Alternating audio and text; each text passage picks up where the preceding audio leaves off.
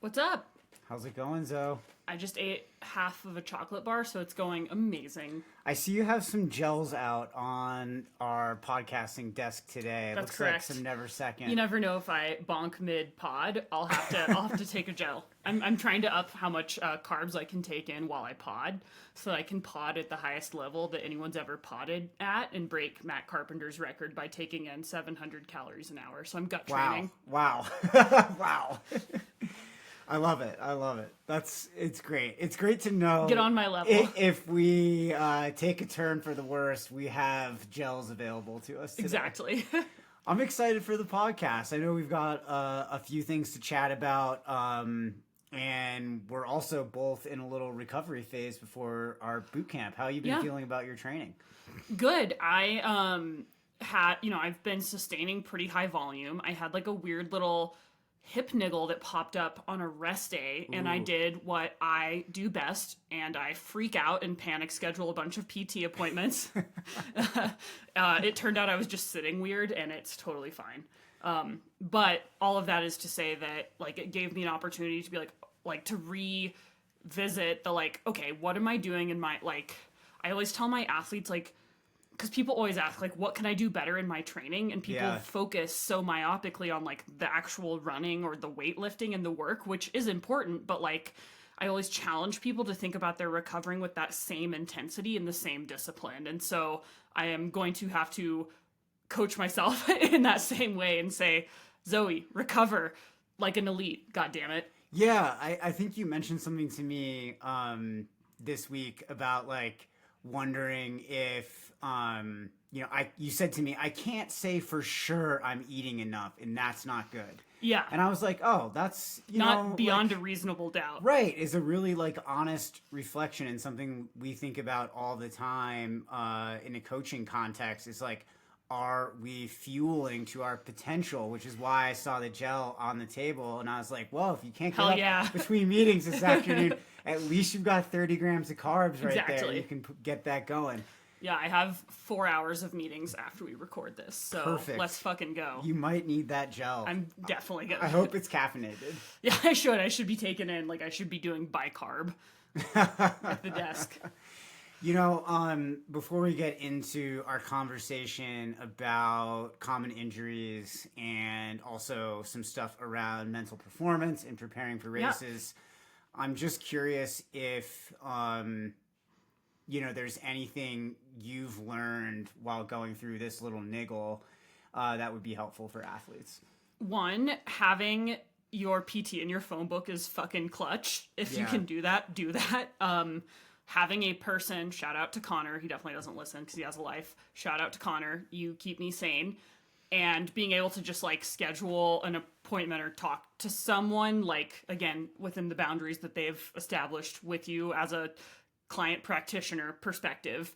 But having that sort of connective tissue with a PT is so important, because it wasn't some rigmarole of me having to go see my primary care physician and then wait 3 weeks for a referral. And I'm not trying to be mad at athletes. Our medical system is fucked. Vote for people who want to fix it so that everyone can go to PT. I'm very pro PT. Vote for me for president, and everyone will have free PT.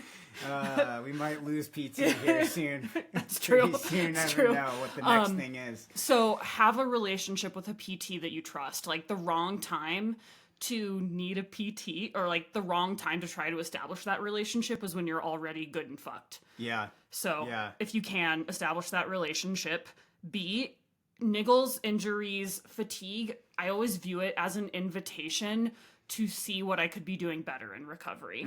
I love that. And to me, as soon as that niggle popped up, I knew I've been flying, and it's, literally it was sore for 2 days. I'm such a princess. I am not tough when it comes to injuries. I was spiraling out, and I woke you up in the middle of the night because I was so anxious about it, because it kind of hurt while I was sleeping.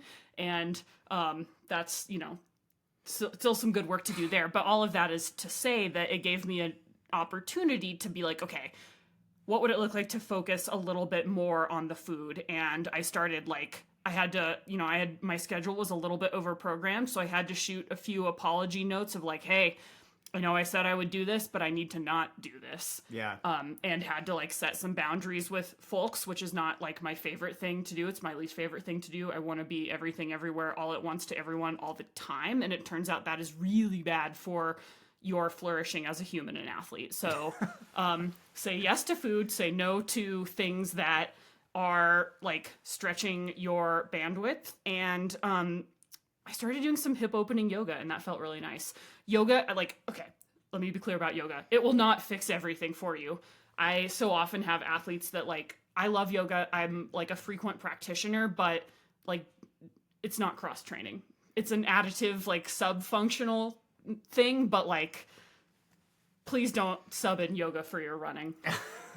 And like, I say this as someone that loves yoga. I just think that it's good to get that awareness out, and I think this can illustrate to athletes that like it's a really non-linear process to figuring out how to deal with these things, and all the time we have opportunities, as we're going to discuss when we get into these common injuries, we have opportunities to learn and understand our bodies better. I would rather see an athlete be overly cautious with a niggle, especially when they know they're in their peak volume in a build, which you are. You're at your peak right now. So you're most susceptible to injury in these periods because you're pushing your body beyond what it's used to. And so that counts from both a physiological standpoint and a muscular skeletal system standpoint. Yeah. So, there's a number of things that can pop up there. It's never great to freak out about stuff, but I almost would rather, an athlete be overly cautious. Schedule out those PT appointments during those high points. Just have them in your calendar. Have those. There's always something to work on. I found for myself. Like, I know it's tough. Like, our insurance doesn't cover it right now, which is like fucking tough, but also there's like almost like, just for me, running is such a big part of my life that at a certain point, like, take my money. I want to feel good. Yeah, it's worth the investment. But like, I understand that it isn't like a really considered investment for people.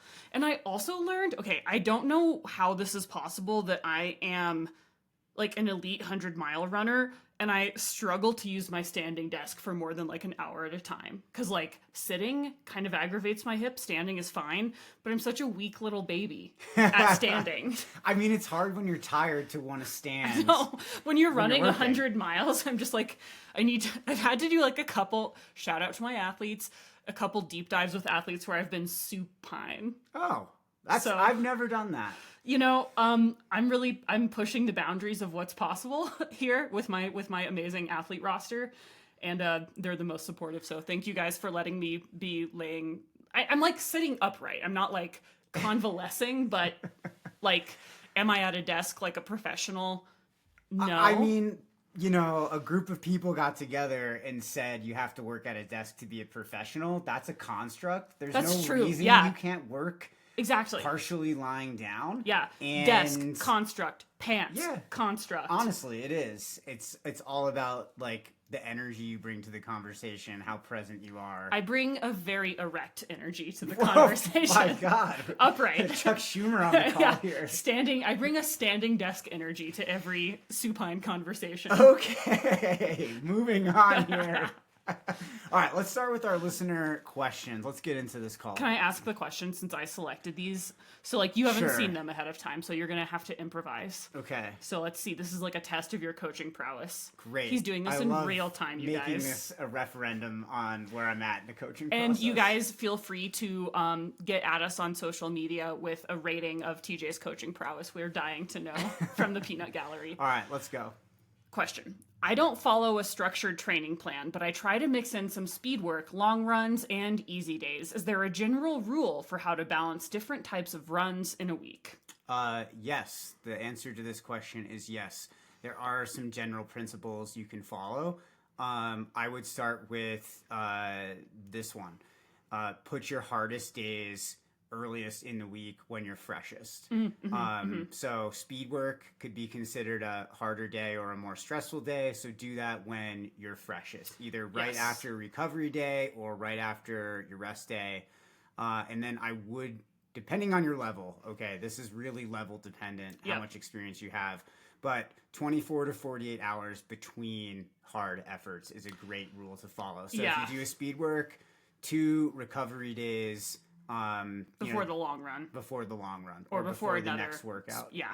Yeah, I think the big things for me are making sure, like, I never want the speed workout to be the day, like, speed workout, I'm thinking less about strides. I think I don't love athletes doing strides on the run the day before a long run. I really like athletes to do a recovery day or a rest day or like a flex cross training day so that they go into the long run really fresh, because if you're tired going into the long run, then you're just basically like training yourself to slog, and that's not what we want. We don't want to become slog lords. We want to run well and practice running well. For sure. And then I like to have a second, like, sort of like medium hard day, like maybe like an endurance run or a run with like some amount of intensity via strides and hills the day after the long run. And then for me, that after that is the most optimal time for a rest day, because it's like you have a big stress concentration, long run, medium run, rest, and then that gives you like maybe an opportunity to restart a slightly different stress concentration. For instance, a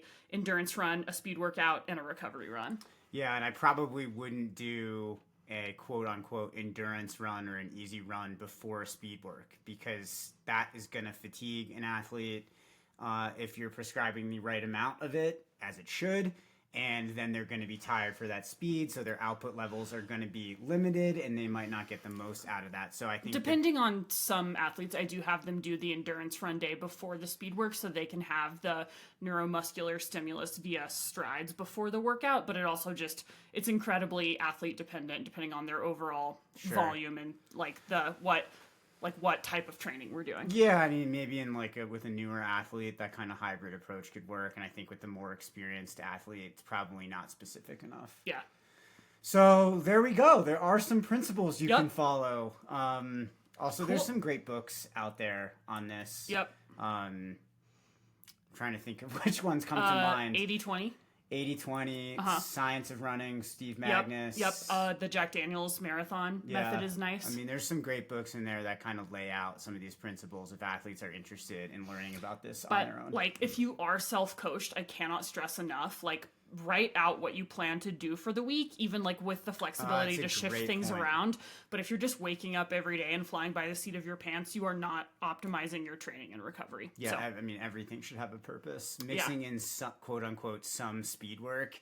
That gives me anxiety. Yeah, that phrase is not ideal. It's like that athlete that goes to Track Tuesday every week, but Track Tuesday is like different every week. Right, it's just like whatever the oldest guy who works at their local run store decides is speed work. Right. Except for shout out Zach Russell, who does our track workout and who is a coach. But still, I don't love athletes doing random speed work. No. Like, it's tough because I want athletes to have community and I want athletes to do speed work, but again, like, as a coach, like, I want to control that stimulus. And if you're just like doing whatever like Fleet Feet feels is good on a random Wednesday, you're not going to progress as optimally. Yeah. I mean, I would say if you're one of those athletes out there who organizes a group run where you do speed work, create like a 6 to 8 week plan and stick to it and work on specific energy systems or specific competencies over that period of time so people can actually work and develop a skill and then move on to a next one and have more of a periodized approach to it. Yep.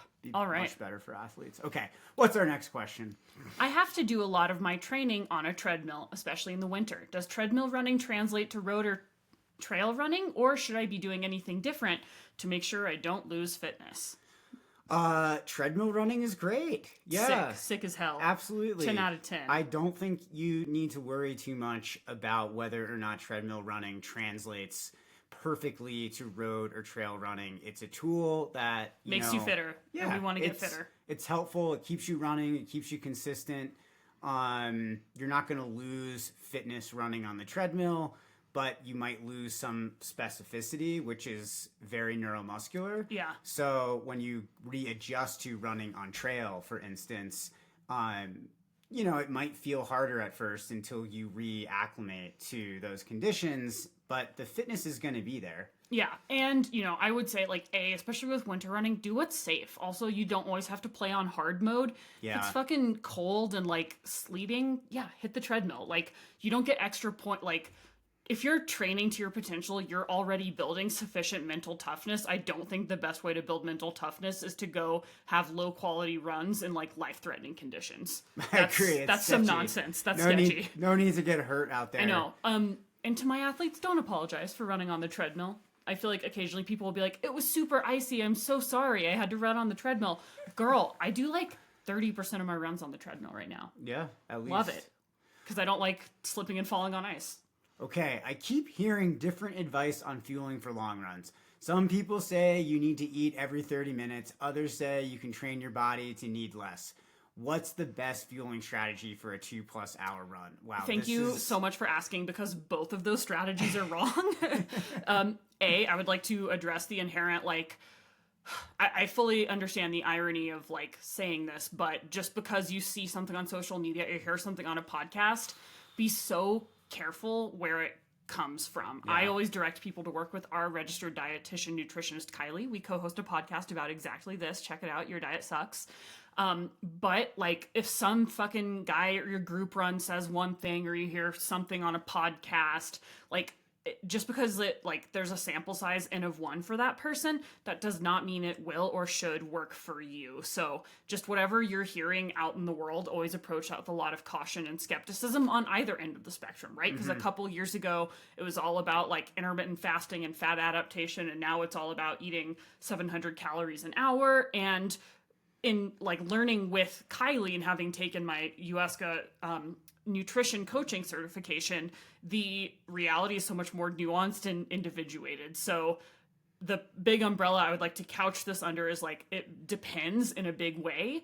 Some people, it depends, like in terms of the eating every 30 minutes, it depends on what you're eating, because we usually want folks to eat 60 to 90 grams of carbohydrate an hour in order to properly fuel runs of, I would say, 75 to 90 minutes or more. Because more than 90 minutes.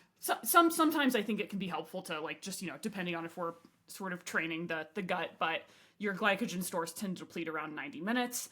And the best fueling strategy is the one that you develop and that you hone in your training. It's not the one you get from the influencer on Instagram or the guy you met at your group run.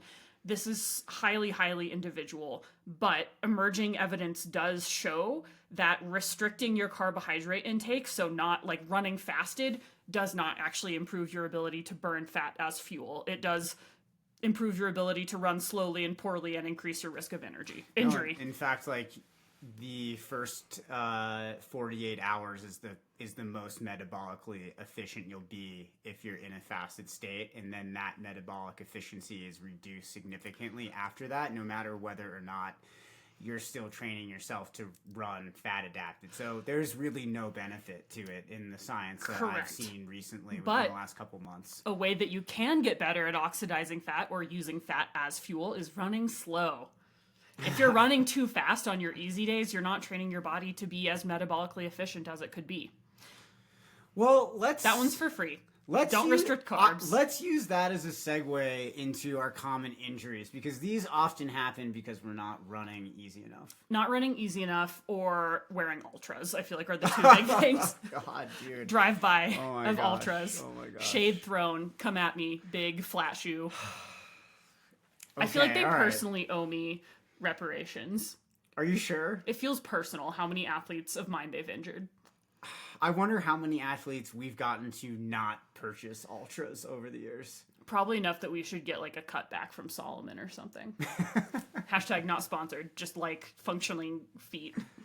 All right. Why do injuries occur, Zoe? Walk us through this a little bit. It could be scenario A of like acute injury where you're like out on a run, you stub your toe and it breaks. Random shit happens. I will say that with the caveat of like if your life stress, like there can be certain contexts that make those acute injuries more likely, but sometimes shit just happens. Like you might just twist your ankle on a trail run. That happens. That's not exactly what we're talking about here. We're particularly talking more about overuse injuries. Right. Overuse injuries happen when your input does not match your output. Your input is your recovery. That's your sleep, that's your nutrition, that's your stress management. Your output is your training. And if your output outpaces your input, you are going to get injured. Right. I love this idea that there's really no such thing as overtraining. There's only such thing Under as recovery. recovering. And these injuries are pretty common. We see them a lot throughout the year, a year of coaching. And they happen as a result of just not getting that proper recovery for the amount of work you're doing. Correct. And or changing stimulus changing stimulus too quickly, or potentially again, see our episode last week about gait retraining, which is not a thing that we endorse unless a medical or like a PT has said this is something we should really look into. But typically it's like if there's an imbalance, like if your hips are weak, if your glutes not firing, that will cause other things further up or down the chain to overcompensate and become tight or overused. So weaknesses, imbalances. So that's why we always, emphasize things like strength training, mobility, all parts of a well-rounded training plan. But again, I would say mobility falls into the input camp of things.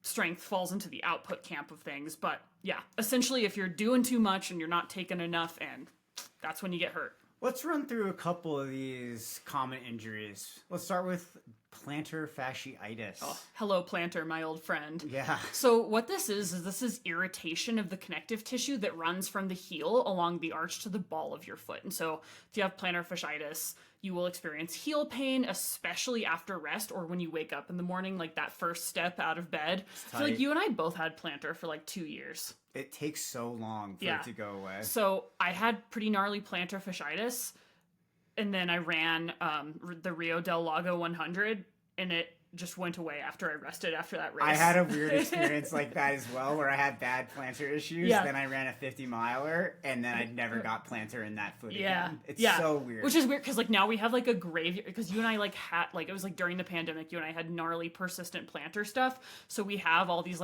jail socks that make your foot flexed in the night, which not that sexy. We have all the calf stretching devices, we have the slant boards, and I guess none of it helped as much as running an ultra. That's N bizarre. of two? N Yeah. of one. N of one. Do not take that advice. Yeah. So plantar is something that to a degree you can and should run through with when it's not extreme. Yeah. So with tendon injuries, if something hurts, if you just stop running and you don't fix the underlying issue, as soon as you get back to running, guess what? You haven't addressed the root cause. It's going to keep hurting. Oftentimes you will need to reduce volume and or take some maybe do lower impact cross training in order to get the tendon out of an acute hyperinflamed state. But again, you can't just be I'm going to rest for 3 days and expect it to get better. It always has an underlying sort of corrective thing that needs to be addressed. So pain might, with plantar stuff, your pain might go away after warming up. So people will continue to run, which can prolong injury. But there are some solutions like temporary, big caveat here, use of over-the-counter orthotics to offload the tissues. You can try strengthening exercises like toe yoga, calf raises with the ball, and single leg stability work, and reducing training load and identifying the patterns that might have led to the injury. So potentially wearing bad footwear that doesn't have a high enough heel toe offset will put more pressure on the lower leg, and that'll cause the plantar to tighten, or the plantar to collapse, Ladies wearing heels, wearing your sexy footwear. I don't know if that's a huge issue with our team. But yeah, so things that you can do to help remediate plantar issues, again, see your PT, text your PT. Toe yoga, which means engaging in movements to increase toe dexterity and overall foot strength and stability. Calf raises with a tennis ball. So do calf raises while you squeeze a tennis ball between your heels to enhance that muscle engagement. And work on single leg balance. So practicing balance on one foot to improve stability. And I would say this is another reason that doing single leg strength exercises in the context of your strength training can really help isolate any imbalances further up the chain. Yeah. Oh man, plantar is a really tough one. Can be very persistent. It's not fun. Hang in there if you're an athlete who's dealing with that. We've been there. It does tend to go away after some time, but it can take throwing everything in the kitchen. Just sign up for a 100-mile race, I guess. All right, let's talk knee pain. This is another really common area for athletes that they experience some discomfort. Yeah, so what causes that typically? Well, it kind of depends on what kind of knee pain we're talking about, but what I see a lot in my coaching practice is tight quads and hip muscles tend to lead to pulling on that knee and causing some pain, particularly in the patellar area, which is prone to get tendonitis. So that's pain like just below the kneecap, and it can be really aggravated by downhill running. Yeah. But anything really that's creating tightness in the IT band, particularly like down by that attachment point down by the knee. So a lot of that is just not getting those glutes to fire. So the quads are starting to take over and do the job. It's causing some tightness and shortening of the IT band, and that knee is getting pulled on, and it's leading to pain. So you see that a lot with athletes. What other knee stuff do you see with athletes? I feel like a lot of times it's hip and glute stuff, or like if trail runners tend to be pretty quad dominant. So potentially if like a trail athlete gets on the road a bunch and their quads are overactive, that can become an issue. Or if they're like increasing vert significantly, a lot of times that'll like the climbing or the descending, that can cause the tightening of the quads that'll pull on the knee. One of the most effective, again, strength training is your friend. And it's always the like really small little things that I think have the biggest payoff. Like the 2-minute monster walk, I think is one of the best things you can do for your hip stability, strength, glutes, and protecting your knee. So get a little resistance band and like walk laterally for 2 minutes every day, and your knees will thank you. In an athletic position. Get that twerking booty out there. What are some other things that you're seeing? How can athletes work on this if they're feeling some pain there? So I would say make sure that you have a thorough and dynamic warm-up routine. You don't want to be doing static stretching. That's not a thing for running. That doesn't prevent injury. So, get it like doing some high knees, doing some butt kicks can make sure to get those quads all nice and loose. So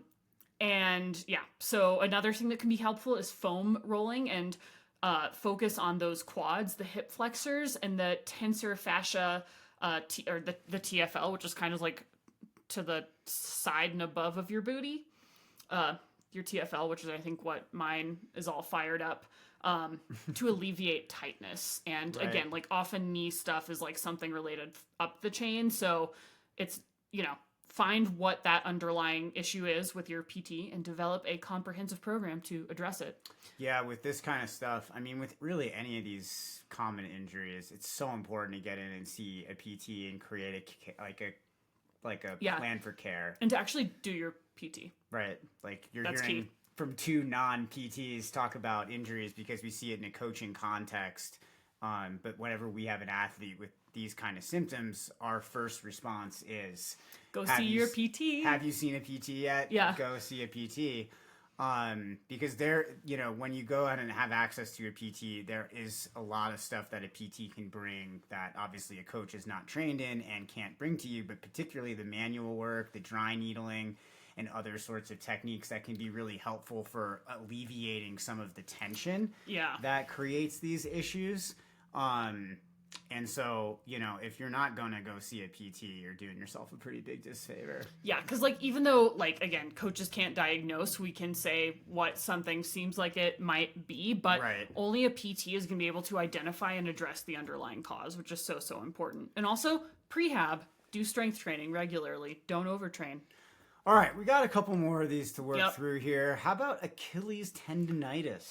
This one's the worst. I had really bad Achilles tendonitis right before Western States, and it took me out of training for a month and a half. Talk to us a little bit about what kind of symptoms people have when they have this issue. You get pain and stiffness along the Achilles tendon, especially in the morning or after activity, and it actually... the tendon starts to lay down kind of random chaotic fibers because it's super irritated, and the tendon will literally thicken, but the tissue is weaker and kind of crispy. It hurts like a mofo. I just couldn't wear shoes that had a heel on the back for a while, and I had to live clog life for about a year and a half. really never came back from clog life, but this is one that you like really early on want to address, and doing weighted eccentric heel drops is the best way to address this, and gradually adding weight via like maybe a kettlebell or like a backpack with some books, but slowly lowering your heel off the back of like a stair step or a ledge, and doing so with a straight, like alternating between a straight knee and a bent knee. But this often happens when athletes like ramp up vert way too quickly. And I also think that with some like really rigid carbon shoes, the way that can kind of torque the Achilles can cause issues there as well. And also like not activating your glutes sufficiently when you start running a ton of vert. Is this something you see athletes run through in order to load the tendon, or are they taking time off? So this is one of those things where, like, depending on where you're at in your injury, again, you want to work with a PT, but you do need to, like, it can only heal when it's, like, being run on. Like, if it's in the acute phase, you might need to take some time off to sort of, like, let it calm down from that, like, initial acute phase. Like, I had to take, like, 4 weeks totally off running. And yeah, I mean, shout out to Coach Kylie, who actually just had her Achilles surgically rejiggered. Whew. Yeah. So it can get, well, hers is a Haglund's, which is a kind of a different thing, but this is a gnarly injury that you really don't want to fuck with. So make sure that you gradually increase training intensity, volume, and vert, just like, I think especially in Colorado, they'll be like, as soon as the Alpine opens or as soon as people can start running steeper trails, we'll still people just go ham and go from running like no vert to like 8,000 feet in a week. And that's not going to feel good for your Achilles tendon. So be careful with that. Make sure your calves are loose and also strong. Eccentric heel drops, also great if you currently don't have Achilles issues. And make sure you have proper footwear with adequate heel support. This is another injury that you can get from wearing zero drop shoes. Yeah. Okay, proximal hamstring tendinopathy. Ooh, that's a tough one. No fun. So this comes from overuse or excessive strain on the hamstring tendons near your sit bones. And that will, like, the symptoms of this are going to be deep butt pain, especially during activities like running or sitting for prolonged periods. And a lot of times continuing to train through it can potentially worsen the condition depending on where it's at. But you can fix it. So eccentric hamstring strengthening exercises can really, really help. Avoiding prolonged sitting, standing and or laying desk. Standing desk. Avoid stretching that exacerbates symptoms, and gradually return to run with strong attention to pain levels. Yeah, this is a tough one. I think that there's usually some pretty prolonged time off with this injury. Yeah. Again, like this also, when you have pain in the sit bone and the hamstring tendons that attach near that position by the glutes, it's good to really get a hands-on look at this from a PT, because it could also be a number of other things. Right. How about our ankle injuries? So these are more the acute things. So this is usually like sprains, like trauma from missteps, uneven terrain, or potentially improper footwear. So that's where we're going to see swelling, pain, and limited range of motion in your ankle. And this is one where you really want to be careful about returning to activity too soon. Again, see your PT, get cleared to run. So here is where you can have the RICE method could potentially be useful, or the peace and love method, which is sort of emerging to eclipse the RICE method. I can't remember what it stands for, but if you Google peace and love injury, it'll show you. Work on preemptive ankle strengthening and balance exercises to, sort of support strong single leg chains, and wear appropriate footwear. And yeah. Gosh. Don't wear dumb shoes. So much of this is linked to not wearing the right shoes. Yeah. Come on, people. Don't wear... For many people, I know a lot of people like ultras because they have a wide toe box and you are seen and you are heard, but I just get so frustrated seeing the persistent lower leg issues that are caused from low drop shoes, and I'm very happy for people that are able to run in them without injury. That's amazing. Please don't email me angry. But I think for a lot of folks, like if you've had lower leg issues, it would be really beneficial to consider something with a bigger heel toe offset. Yeah. So I'll stop there are dunking on plenty Ultra. of shoes out there that have a wide version. Yes, yeah. And like, whatever. Like, I have really narrow feet, so I can't Oh, fully foot privilege empathize. here. I have foot privilege. I have skinny, delicate little Not feet. those toes, though. Yeah, well, I have like weird little finger toes. It's like chimpanzee feet. It's really gross. And my toenails are so gnarly right now. Bad. You have ultra runner feet for sure. I would not say I have foot privilege aesthetically. Keep the socks on. Yeah, kind of looks like a Count Orlok situation down there. It's not good. How do you overcome the mental blocks of having feet like that, Zoe? It's hard, but thankfully, thanks to BetterHelp.com, I've been able to move past it. Thank you to our sponsors. Yeah, thank you to our sponsors, therapy that isn't running. But no, this one, I sort of had, like, for this episode, a one for me, one for you. I like talking about strength training. You love talking about mental training. Oh, my goodness. So I wanted to talk about how to identify and overcome roadblocks, because running is just as mental as it is physical. And there are some specific practical strategies that can help you break through mental barriers. I think a big misconception people have around running is like, some people are born tough and some people aren't. And that's not true. Like, we all have the capacity to become tougher. Your brain is like any other, it's like a muscle. Like, if you train it and you flex it, it will develop these skill sets. Like, I always want to dissuade athletes from telling themselves a story about like, I'm tough, or if you want to tell yourself that you're tough, that's great. But don't tell yourself like, I'm not tough, I'm not resilient, I don't compete well, or like, I crumble when it gets hard, or I always am anxious around these things. So let's talk about some of these specific roadblocks or stories that people have. Yeah, I mean, I would like to maybe just start this with a reframe of this whole idea around, is it something you need to overcome? Is it a mental block that needs to be overcome, or is it a building block that will help you get the outcomes you're playing for? Tell me more about that. Start with that, because if we frame every mental challenge we have as there's something wrong with me, there's something I have to inherently fix, we're saying like, we're not good enough as we are. Sure. And that's problematic. Right. Because if you want to change something, you need to come with a good amount of energy as coming to it as like, I can make a change. Right. I'm capable of handling this. Right. So I like to immediately, when I'm working on like these tools with athletes, I like to start by giving an example of how to reframe the conversation around this. This is an opportunity for growth. This is a building block. Right. I mean, I'm thinking of like, I actually think of like a mental block, like from a fairly neutral standpoint of like, this is a thing that I have identified as not productive given the outcomes I desire. And I think that it's important to understand, like, as you said, you created that like scenario, like you created the definition of like, okay, this is not helpful to me. Yeah. Or this is helpful to me. This doesn't serve me. So like when we find things that don't serve us, a practical solution to that is to frame it up in a way that does serve us, so then we can now take that neutral position and work with it. Because if we don't have a neutral position with it, we may be too defensive around it to really be clear enough to see what we can create. I also think there's a way where you can say, I have a mental block around something, and it isn't like a it can be, it doesn't have to come from a story around enoughness. Absolutely. It can be decoupled, I think. Listen, I'm just here to tell you about what I experience in my coaching practice. And I think that like the way that you address that is a facet of your personality, but when a lot of people, and that's a good thing. I mean, that's a strong tool and a way to look at this. There's no bad ways to look at this. Right. But when in my coaching practice, when a lot of people come to me with something like, okay, I doubt myself on a start line, or I have fear.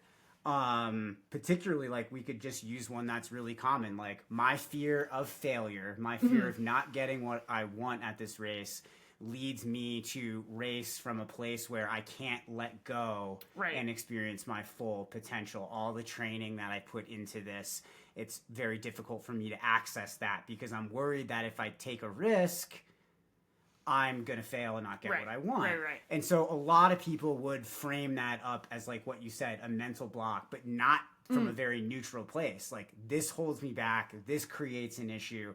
But when I see that, I think, okay, this creates an opportunity for growth. Right. Let's go to a place of awareness. We can't fix problems that we don't have awareness around. Right. How can we address this to benefit you long term? Yeah, so again, like you said, you can't fix what you don't notice. I think a lot of common blocks I see with athletes are the fear of failure, where you will avoid hard efforts to avoid disappointment, or you'll race or train overly conservatively because you're afraid of riding that edge and failing. Right. I'm like a failure professional. I feel like this is my whole thing, and it's fine. So you've made failure a building block. Yeah, my in whole my brand is interpretation. failure. Yeah, Right, because I've gotten so good at it. I have rebranded it. I mean, you've done everything that we're going to talk about. You've reframed your self-talk around it. Yep. I don't know what else is on this list, but I mean, yeah, I'm guessing you've gone through and you started to kind of like correct your story around Right. failure. Maybe failure isn't something that happens to me. It's something that happens for me in order for my growth, in order for me Right. to accelerate my pace at which I can achieve the outcomes I'm going Right. for, etc. It's like the Thomas Edison thing of like all the ways to not make a light bulb. I have discovered so many ways to not run an ultra. And yet you got second at Leadville. Yeah. So all of Edison. those mistakes, all of those times where you went out and failed. Yep. And some of them were pretty big failures. They were all honestly. fucking big. Like I've never had like a chill DNF. They're all so gnarly. Like I mean- want to like yeah, they're always bad. That may, I'm just gonna say this. I don't know this to be a fact. This is you. So only you can know this about you when you look at yourself honestly. But maybe that speaks to your willingness to race without fear. Is that sometimes you fail pretty spectacularly. I would also just say like I'm a drama queen, and like if I'm gonna burn out, like if I'm gonna go out, I'm going out my way, you know? Yeah. Like literally having to be carried out of Green Gate or having to be OHV'd off of the Leadville course. So you have to recognize these things. So the question you could ask yourself is like, what thoughts, what feelings, what actions do I have that don't create the outcomes that I want? Right. So what Well, blocks also you need to know what exist? outcomes you want. So that's Yeah. that's a good step one. Let's too. assume we know what we're playing for. Right, We've got a race on the calendar. We want to finish, in a certain time, which could possibly yield a specific result. Right. Let's just assume that listeners know what they're playing for. If you Yep. don't know what you're playing for, go see our call about goal setting. Yeah. And then, another big mental block I see sometimes is comparison syndrome and getting stuck on others' paces, times, or honestly, for a lot of people, past versions of themselves. Oh gosh, who hasn't been there? Yeah. Well, I feel like there's no version of like past Zoe that I'm honestly like that pumped. Like, we're going forward, baby. So That's a blessing for yeah, you. I'm 31. This is my best self, which is alarming because again, like I've mostly eaten chocolate today, so it's all relative. Step 2, I think, of this process would be to reframe your self-talk.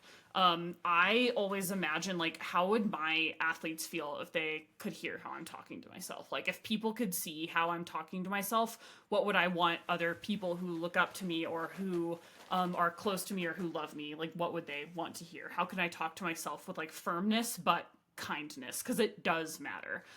So a lot of times replacing I can't with what if I can? And I think that, again, like leaving that space for curiosity, because like sometimes being overly confident won't feel authentic. Like if you're always like, well, I have to replace I can't with like, I'm going to win Western States. Like that may not be authentic to you and that's not going to work. So like leaving the door open for possibility, I think can a lot of times feel more authentic to people.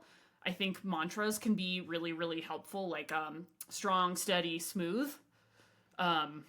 And visualize success. So whenever I am doing workouts on the treadmill, I always visualize specific parts of race courses that I've done and how I would like to feel on them. And that helps me stay engaged on treadmill workouts. And that helps me just like go through like, especially like, even though it's like really like I'll be doing a VO2 max workout, but I'll be visualizing like running 100. Those effort levels are different, but the same like tool set I'm using to sit with discomfort and to push myself, same vibe. So I get really specific with my visualization. Like, I can't tell you how many times I visualized crossing the finish line at Leadville, and I knew it would be dark, and I knew exactly who would be there, and I knew exactly what it would look like, so much so that, like, when I actually did it, it just felt like reliving memory more than anything. I think there's, you have a pretty strong playbook that you've created for yourself, combining some aspects of self-talk, which also includes some aspects of cognitive restructuring there. Also with the use of like affirmations or mantras, which, I think could be included in self-talk, and then that visualization, as well as the, visualizing yourself using those affirmations in certain instances at certain points of a race. Very, very important. Like, self-talk is only as good as, it's used in specific instances. Right. That ideally you go to your experience library and you're like, here are the moments where I tend to have self-talk that doesn't support the outcome I want. Right. So now I need to create self-talk that I can then use proactively in those situations to bring control back to that situation for myself. And I think it's really key. Just two things I want to comment on with this. One, when we restructure thoughts, something that I find is very, very important is not to just necessarily go to the opposite. Right. So like, I can't win Western States, to like the natural opposite of that is I can win Western States. Yeah. And like you said, that may not feel in your body, because like we're not here to lie to ourselves. Like, this isn't like, we're not fucking manifesting. This is not like a fucking dream journal visualization board. Right. We're trying to make real shit happen with like evidence-backed strategies, and so finding things that feel true and real to you is really important. Well, it's really important to recognize that a lot of this self-talk, it is based in principles, but is N of one in the end. What works for you as the individual. Right. So somebody who actually thinks they can win Western States and firmly believes that could be powerful. But for somebody like you or me, who's maybe a level, not quite at the level that they could win a Western States, that wouldn't feel accepting of where you're at in the process, so it wouldn't make sense. Yeah. So the self-talk needs to have an element of acceptance of where I'm at and what I'm feeling. So for example, one of the things I like to use with athletes is like, I suck at hills. Yeah. And what is inherent in I suck at hills is always like, hills are hard. Yeah. Whenever I ask athletes, like, why do you think you suck at them? Well, they're so hard. Yep. So we take that and then we restructure it. Hills are hard. Yeah. We start with the accepting phrase. So we're not trying to disillusion ourselves around hills being hard. Hills are hard, but hills are an opportunity for me to grow. Or hills are hard, but if I do this work today, I'll get better at them. Yeah. So we accept and then we restructure, I think, is a really, really key part of this. So if you do go to maybe the delusional side with the fanciful thinking, may not be as helpful, because acceptance is such a vital part of turning what is a block into a stepping stone or a building block, essentially. Like, if you don't accept where you're at, you're going to be in opposition to it, so you'll suffer more. Yep. Control what you can control. Point number 3. I love this point. Zoe, talk to us about this. Control the controllables. So this is one where I really want athletes to not stress out about things outside of their control. So weather, other runners, bad days, like maybe you had a tough day at work. Maybe it's like during your menstrual cycle. Maybe it's icy and you had to get on the treadmill. Don't, like, as soon as you've identified that something is not inside of your control, let it go. Give it a kiss goodbye, in these ways, the ways I like to shift runners to reframe this is to focus on effort, not outcome. We are always grading ourselves on a curve, and that is not because we're going easy on ourselves, but because grading yourself on a curve will actually, like, someday you will be the mofo setting the curve. Yeah. Were you the kid that set the curve in your classes? I was. It depends on the circumstances. Yeah, never in math, actually. And another one is to, I think, accept discomfort as part of the process. Oftentimes, we experience anxiety or we try to guard ourselves from discomfort. And again, I'm not talking about like running on a stress fracture discomfort. I'm talking about correctly executing a workout discomfort, or like, staying engaged so that you execute the correct effort for your long run rather than letting it become like a leisurely stroll through the forest. And getting comfortable, like you can get more used to discomfort. Like the discomfort never actually gets more comfortable, but you get more comfortable with it not being comfortable. Like there's really interesting studies showing that athletes like during their peak season were actually like they did like pain studies where they would dunk their hand in cold water, and like when they were in the midst of peak training, they were actually more resistant to pain in that totally different scenario than when they weren't in peak training. So that is a muscle that you can flex. No one is inherently better at actually, no, I did one time get kicked out of a pain study in college because my pain threshold is anomalously high and it would skew the data. So I guess some people, yes, but we all have the ability to improve. So I think just one point on this, control is a matter of where your attention is and being aware of where that attention is. Yeah. So often we don't really understand all of the things we're in control of because we are not self-aware yet and we're not mindful, we're mindless. And so a great practice for developing your attention control and recognizing, is my attention on what I can control, my thoughts, words, actions, or is it on things outside of myself? A great way to work on this is through mindfulness, breath work, meditation, and various different kinds of attention control exercises, which you can practice. There's plenty of stuff on the internet for people to check out. But when you get to understand where your attention is, you'll begin to understand whether it's on what you can control or not. Like it's excellent to know what you can control and what you can't. But then you also want to be the driver of those things you can control, and that is a matter of attention. Right. So I think the last point here is flip the narrative on fear and failure. Fucking, you're gonna be afraid, you're gonna fail, right? Like something I always like work with my athletes, they're like, well, I want to do this thing, but I'm scared. And, like every throw pillow and Instagram quote says, like, fine, do it scared then. That's fine. I do all my shit fucking scared. Me too. Happens like, all the time. It's just fine. Just, I would rather do it scared than not do it. The fear's there. I just, it just gets to come along for the adventure. A lot of times the fear of failure is what keeps people from pushing themselves or trying to reach that next level, like even reaching out to a coach, trying to train, signing up for that race, or signing up for a race that you have no business signing up for because you are basically like covertly self-sabotaging yourself. And I always want athletes to reframe failure as feedback. Again, how many ways can you learn not to run an ultra? I have learned several. View races and workouts as experiments, not judgments. Turn I am proving to improving. Yeah. And always focus on and celebrate the small wins. Every tough effort builds confidence, and the more that you reflect on that, internalize it, and learn from it, the tougher you will be in the future. Yeah, and I would even take that one step further, that your training builds self-efficacy, which is based in the evidence. So if you're ever in doubt, if you're not feeling confident, you have self-efficacy on your side. That's your ability to do something based on the evidence that you have. So that's your body of work. Yeah. Go back to Training Peaks, go back to your training log, review those big days, review those small wins, review the moments where you felt adversity and you pushed through. Those are your biggest teachers when you step onto the line. Not everybody steps onto the line confident. Yeah. But certainly step on the line knowing you've done that work. That means you don't have to wait for a feeling to go do and what you want to do.